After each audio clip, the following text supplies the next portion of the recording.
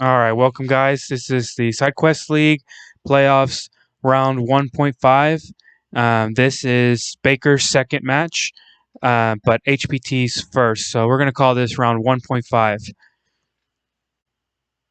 All right, so as you can see here, we've got Baker bringing his Torkoal Venusaur, the basic Sunsetter Chlorophyll Abuser, Duraludon with a weakness policy, uh, Colossal, the Primarina, and the Hitmontop. Hitmontop abusing the Intimidate and Eject button. Yeah, it's interesting to see So that he's got this Colossal with a Focus Sash. Usually it's more offensive and it tries to use Life Orb or something, but he's going with a Focus Sash here. So it'd be interesting to see how yeah, he uses and that. the weakness policy, I mean, I think he's used a weakness policy set before on the Colossal and not on a Duraludon. So I'm wondering how the Duraludon is maybe has the EV spread, Hmm. because Duraludon's not that bulky, so if he might not be able to take enough hits to and to be able to take a big hit and then be able to abuse the weakness policy afterwards. Yeah, for sure. Um, so that'll be interesting to see. And then on HPC's side of the field, we see his classic Araquanid. Got to have that. His Reuniclus, which is actually a late season pickup. He had Espeon and he dropped it for Reuniclus. I think that was pretty big because Reuniclus does a lot for his team, being Yeah, at it's a way lower speed tier. Like he likes that trick room stuff, especially when you got mods like Sableye and Bronzong in there. right. It And can then use and it could also abuse it. right, exactly. Yeah, and it has access to it, so you can set it up itself. And Hmm. then Gigalith obviously can definitely take advantage of the trick room. I know when I played HPT earlier in the season, having to basically stall out trick room while Gigalith is on the field is really, really difficult. Especially if Gigalith has like a weakness policy set on it also. Right. But that's all we have for the preview. We can't see what HPT's items are because we're seeing this from Baker's perspective. But let's see. Baker decides to lead with his Winnie Sar and him on top of my hat. Um, let's see. I wonder what he's going to bring in the back. It's an interesting pairing to go Venusaur and Hitmontop. Um, Yeah, I'm not sure what the thought there is. I mean, obviously, you want him on top coming in and then the eject button sending him out. But then what do you go to? Would you go to the Torkoal? Well, he didn't even bring the he didn't Torkoal. even bring Torkoal. So we've got Venusaur with a life orb, but no sun. So that might be deliberate because he might be expecting the Trick Room stuff. Maybe he wants to have a slower Venusaur. Yeah, that's Uh, I'm not sure. So let's see here. all right. So HPT leads off with the Reuniclus and the Raquanid. So this is actually good for Baker here. He gets the immediate intimidate, at least on the Raquanid, and he Yeah, you threatens. definitely want the Intimidate on the Arachnid, Mm-hmm. especially with as hard as it hits with that Liquidation. Mm-hmm. Yeah, and he can threaten it back with some grass moves and the sleep.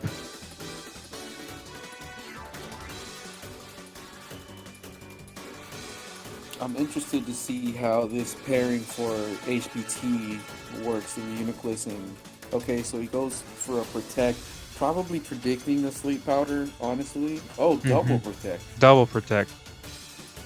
So he has no idea what's going on, I guess. Mm-hmm. It's to stall out turn one. I guess it's just to figure out what Right. Baker's plan was. That's kind of an advantage of putting protect on all your mons, or at least especially your leads. You get to figure out like what your opponent's strategy was. With Hitmontop being prevalent with that fake out, you waste its fake out opportunity. Now he knows, Right, you basically, yeah, Venusaur. you basically just make turn one throw in the trash. Mm-hmm. Um, and Okay, so we got an immediate Dynamax here, or a turn 2 Dynamax, should I say? Gonna assume it's the Raquanid. Yep, it And sure is. enough, it is. So if that thing's got like a weakness policy or mystic water, those liquidations are going to be hitting hard even after the. Oh, that's Oh, brutal. wow. That's a tough miss because these liquidations even after the -1 are still going to be hitting hard, and that's against a Primarina that's resisting it. It's still taking a massive chunk. Right, now it's set up the rain. Oh, and we do see the Trick Room. And we do have the Trick Room come out. So by far now Reuniclus and Araquanid are going to be the slower mons on the field, and they're going to be basically having their way, doing whatever they want. Right. So you see Baker switches out his Venusaur. Get And he another gets him. Intimidate off. Yeah. Yeah, you want to cripple his Araquanid as much as possible. Waste these Trick Rooms, waste these Dynamax turns. Yeah, it's basically just to try to stall it out. And I don't blame him because it's kind of tough to work around that. Ouch, the Psychic's gonna hurt. That's the bad thing. He's got the Venusaur and the Hitmontop sharing that weakness, so it's a easy Psychic onto that slot. Right. And the Primarina does take that like a champ, but obviously that was through a Protect, so I mean it can't be sitting there forever. Baker's got to put some more offensive momentum to try to pressure this. I know he's still trying to stall out that Dynamax, but that's a lot tougher. If he would have gotten that sleep, obviously this things would have been a little bit different for him. But for sure, I think he might have even stayed in. Yeah.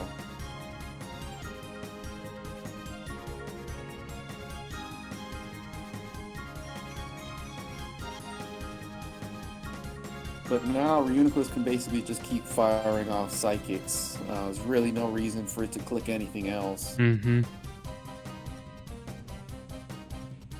Yeah, that's the slowest thing on the field, so that thing's gonna be hit. Oh, wow. Wow.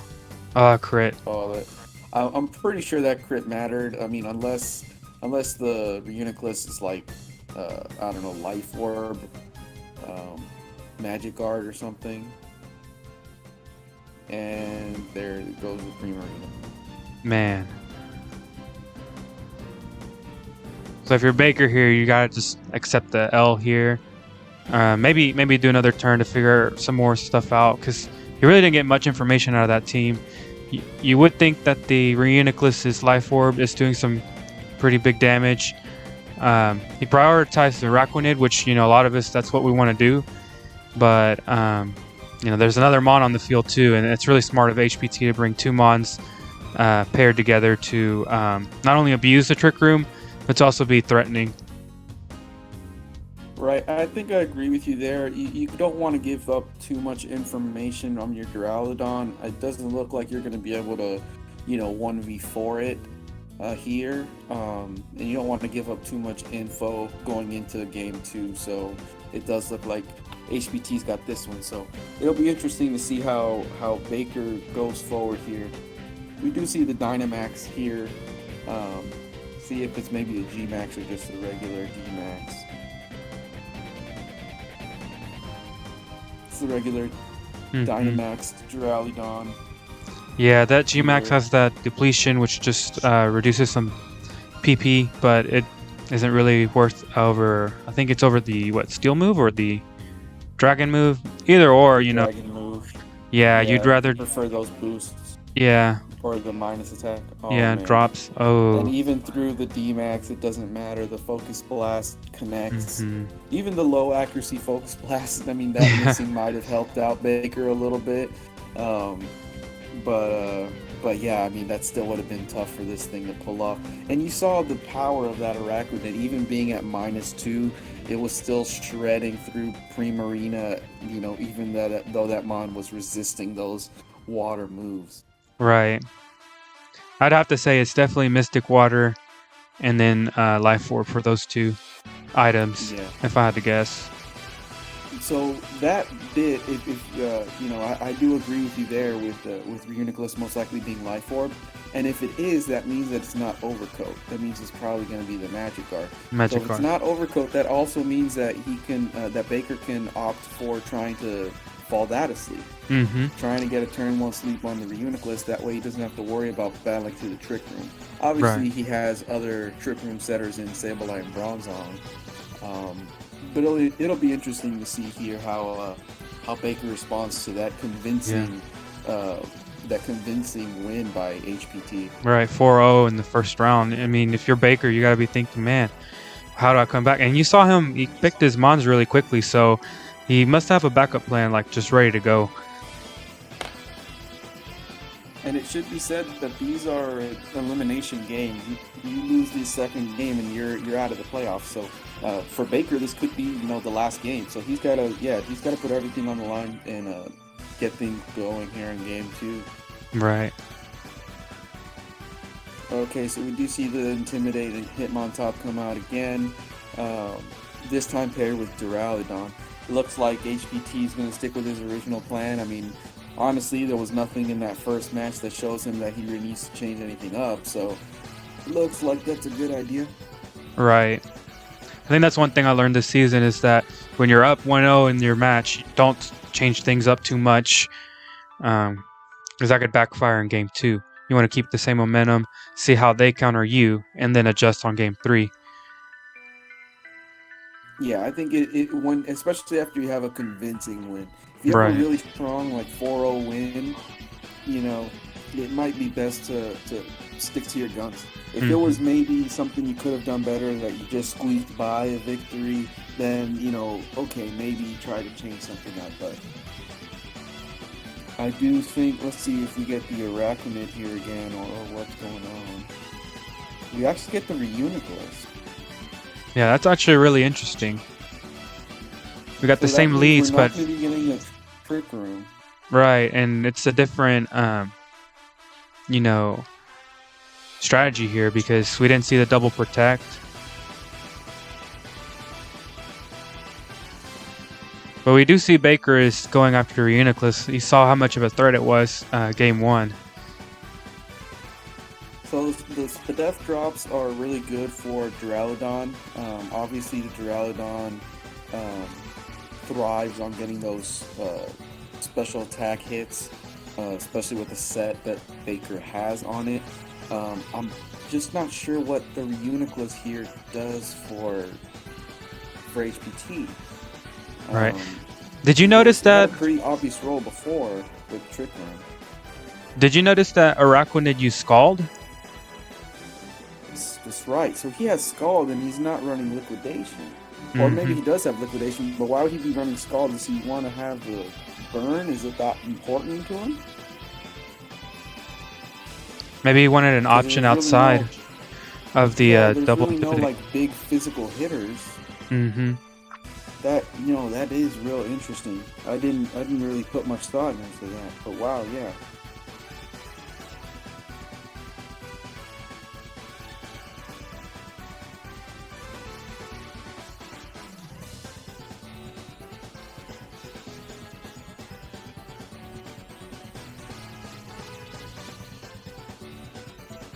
Let's see. So he still has that Hitmontop in the back, which means he can bring it out again for another Intimidate later. Based on the damage done before, if he gets another Max Darkness off on that Reuniclus, it's probably dying after the Spadef drop.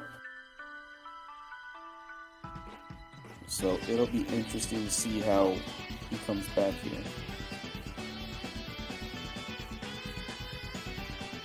Oh, double protect here. Double protect, okay. And he actually goes for Max Lightning on the bug. That's interesting. I would have expected darkness. Maybe he anticipated The protect. the guard. Because even through that guard, that protect, and we get a yawn, but obviously it's guarded. So even through that protect, that Max Lightning did a whole bunch, and that again is because of the Spadef drop. The Spadef drop was pretty big with Max Darkness turn 1.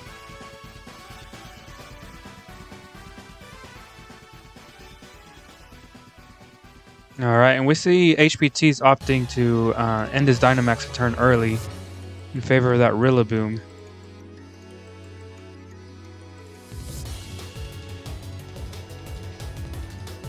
So that will definitely spare the Reuniclus, but and Rillaboom still wasn't able to take much of that hit very well. That still did a good 80% chunk on there, plus the Spadef drop. So there is the liquidation. So it's an Right. interesting set that HPT is running. So he's got both Scald and liquidation on there. Um, Interesting to see. I'm not exactly sure what the intention of the Scald is. Yeah, I think it's to kind of help the Araquanid in case it gets double intimidated or something. It just got another option. Um, if he wants to go Right, for still have the special. stab boost and the water bubble boost.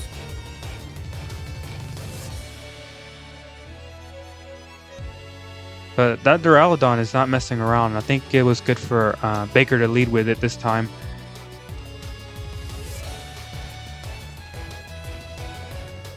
So it's interesting to see here again because okay, we see if fake out comes, so that'll get the flinch. Um, but it's interesting to see that the speed control wasn't a thing that HPT went after this round. Instead, this turn opting to knock out the Duraludon, um, but the Heat Wave does connect and nearly knocks out the Araquanid, and it does take care of the Rillaboom. Mm-hmm.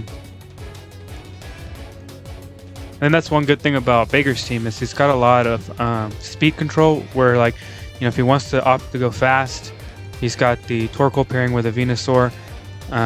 But he's also got the Torkoal there that's really good inside the Trick Room.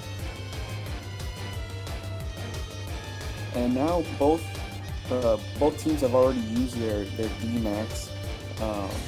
It'll be interesting to see how this plays out. If we're going to see some more, it looks like sleep might be a big thing. Both Torkoal had Yawn and Venusaur has his sleep powder, so it'll be interesting to see how they play that out in the next couple. I mean, turns. as long as Baker remembers that he put up the terrain. That's right. Yeah.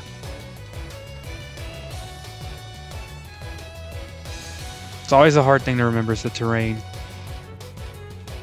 Right, especially knowing that it doesn't affect the levitate mons or flying mons. Yes, They yes. have to be grounded. I know that's come back to bite me in the behind several times. Okay, so Sandstream comes out, so that's gonna get rid of any other weather, if the sun was still up. But again, you have Gigalith without Trick Room, without that kind of stuff. So Right. it's gonna be playing base. Actually, what's the Yeah. speed tier on Gigalith? Is it? I think it's still faster than Torkoal, isn't it? Isn't Torkoal like 20? They're down there. They're in the 20s for sure. But it doesn't look good for HPT here. Baker's able to get an Intimidate off that Gigalith, and without support, I don't think. Yeah, here we go. Baker forgot about the electric. Yeah. Okay. So the terrain did come back to bite him, just like you had said. Yeah. That was a tough move right there. Yeah, because he could have OHKO'd that The rock slide's Gigalith. gonna connect, but after the intimidate.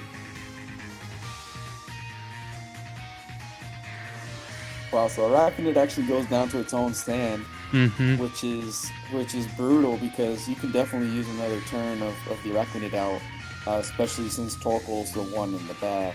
Yeah, and he was using a lot of his moves turns to protect it. He went for a couple protects there with the Araquanid. Only to have it get taken down by its own sand.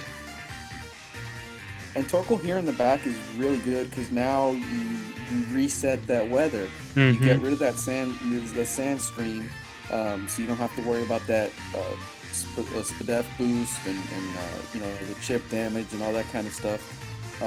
We do see that it's running a weakness policy set, For sure. but Yeah. at this point, we're down to the last bit, and the Solar Beam might be able to do it. Okay, and it looks like that Torkoal is faster than that Gigalith. So maybe HPT will realize here that, outside of Trick Room, not that good. Inside Trick Room, yes. Yeah, I 100% agree. I think he definitely needs to get a Trick Room if he wants to have this game 3 go his way. That's a really good bounce back from Baker. There are a couple little misplays there, like you said, with the electric terrain.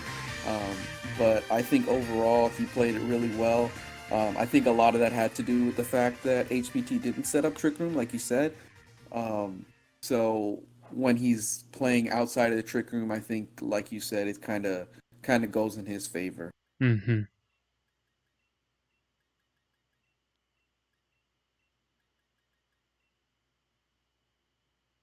All right, so it looks like Colossal's not going to get to play today. I think Baker's on his 4 that worked really well. It'll be interesting to see what HPT leads off with, if he stays with the same 2 or if he changes it up.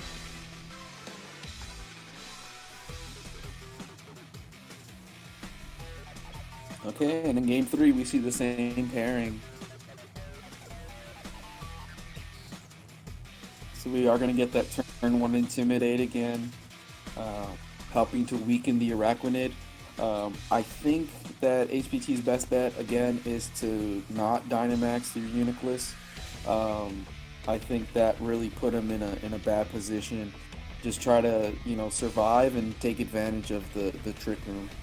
Right. You have to think that Uniclus is going to get targeted. For sure. And the bad thing here is that Baker's shown Feint. So even if you go for the double protect, it's going to get something off this turn, either with the fake out or the Feint. Right. And he totally just brings it back to begin with. I think that might have been a really good move, just to make sure that you don't get hit by like you said, by getting hit by that Feint and then the Max Darkness or whatnot, and you're able to keep that in the back. Either way, that Rillaboom didn't take this Max Darkness very well last time, so it's not like it's going to be absorbing these hits well. Right. But I think if you're HPT, you want to stall out this Dynamax and then, or try to get rid of the Duraludon and then come back when you can get Trick Room back up.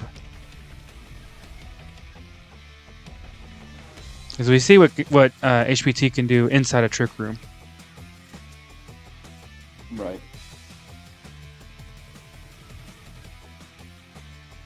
So we do see the Feint. Obviously, it's a moot point right now. But if it had a sash or something, I guess that's broken. Doesn't do as much because it hasn't had its weakness policy activated.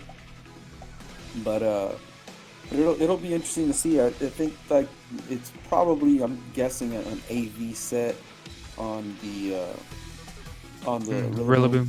Yeah. And the Max Geyser does come out, and it leaves just enough to allow the Hitmontop to switch out and come back in later for another Intimidate. So that's pretty big.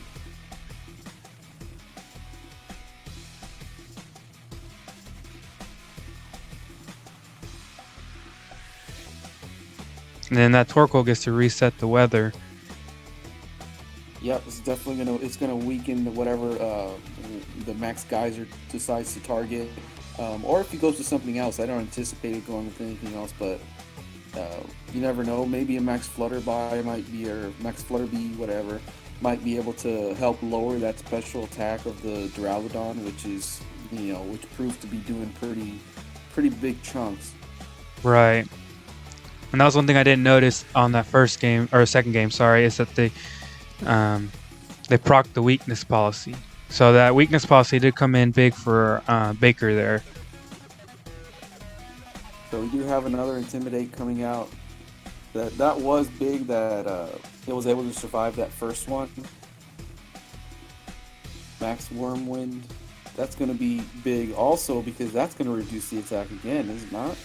Right, it does. Yeah, wow. So, yeah, basically we have an Araquanid that's Dynamax on the field. It's going to be using a Max Geyser in the sun at minus, 3 attack at this point? Yes. So obviously it'll do enough to take care of the Hitmontop, but anything else that comes in afterwards isn't going to really feel that. Yeah, here comes the Torkoal to reset the weather again. Yeah, that would definitely be the play. The good thing is that because Torkoal is so slow, also, even if the Reuniclus does set the Trick Room, it'll still have a pretty good high move going first in moves. I mean,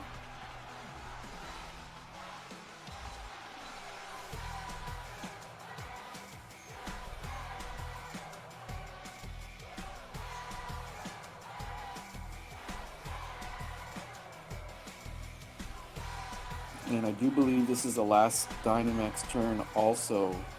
Um, For both so of we'll see how this goes.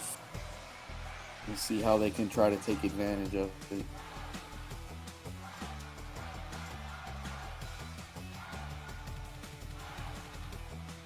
Max Darkness nearly getting rid of the Reuniclus, getting another special defense drop.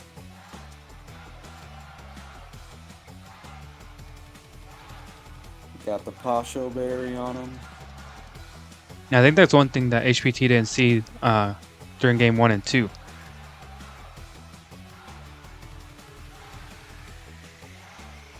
All right, but see, that did a lot of damage. So I'm thinking he went for his special move, his Scald. Right, knowing the fact that he's going to get intimidated so much, yeah, that actually is a really good play. Even though Rakutit's not known to be a special attacker, having that ability to have the Scald on there makes sure that you're able to get off attacks without being at half or less of your attack stat. Right. But unfortunately, that Reuniclus went down. I was probably trying to go for Trick Room. You would hope so. That way that his Gigalith can take advantage of the Trick Room. Right, and that also means that with Gigalith and Araquanid out there, there's no one else to set a Trick Room for you. So you're going with two slower Mons, and you're gonna have to just kind of hope that you survive, because you're not gonna be going first. Right.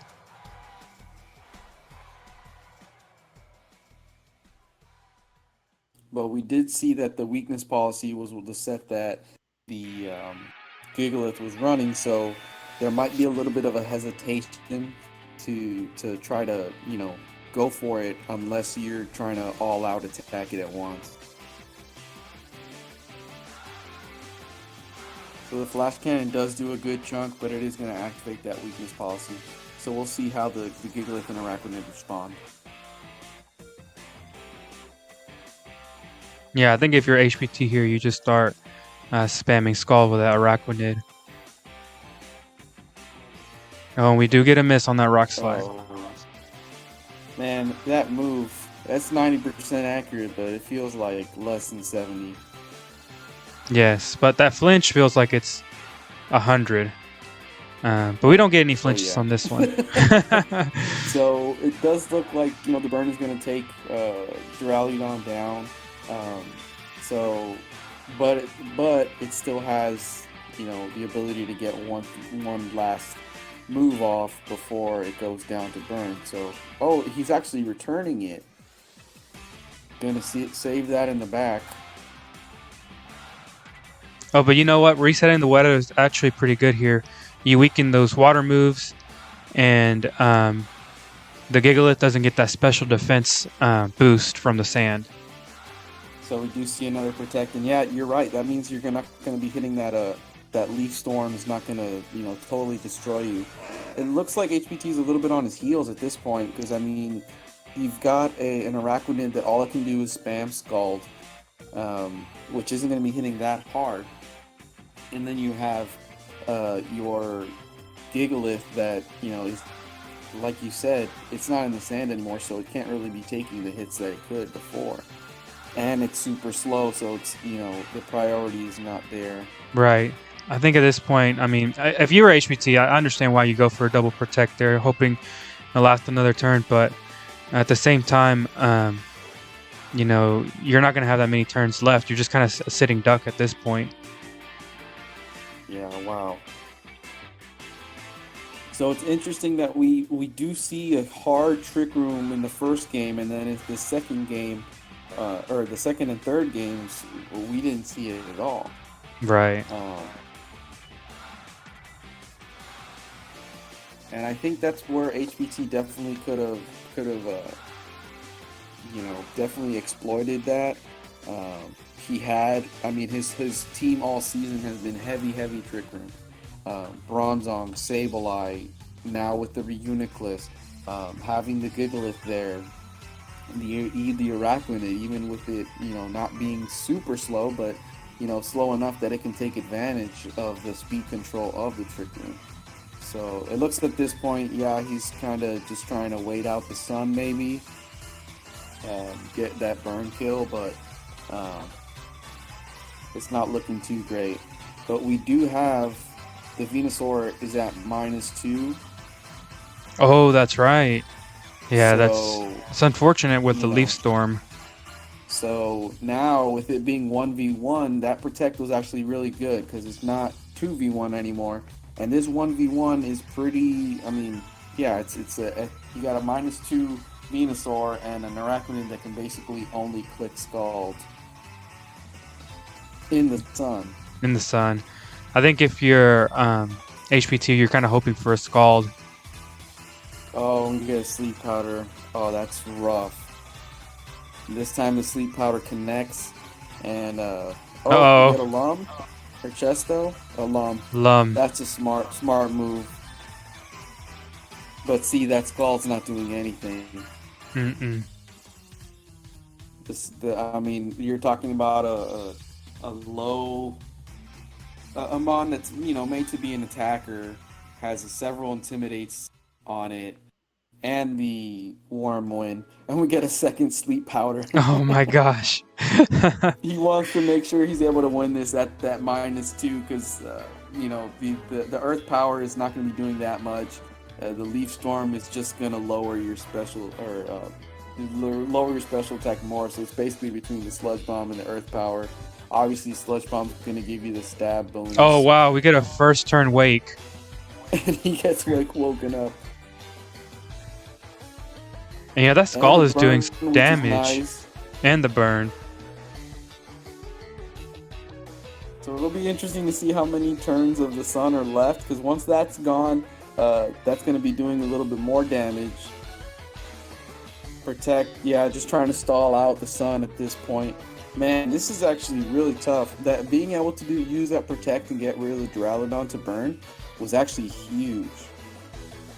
And I think the sun is gone now. Yeah, so these Scalds are going to be doing a lot more damage.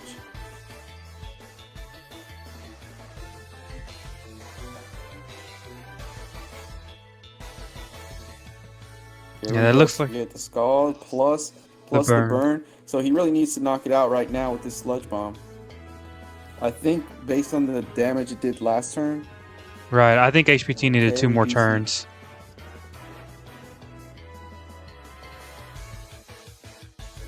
Oh, to try to get it to the burn chip. Yeah. Yeah, based on the cows, he's definitely going to need to get some real luck right here.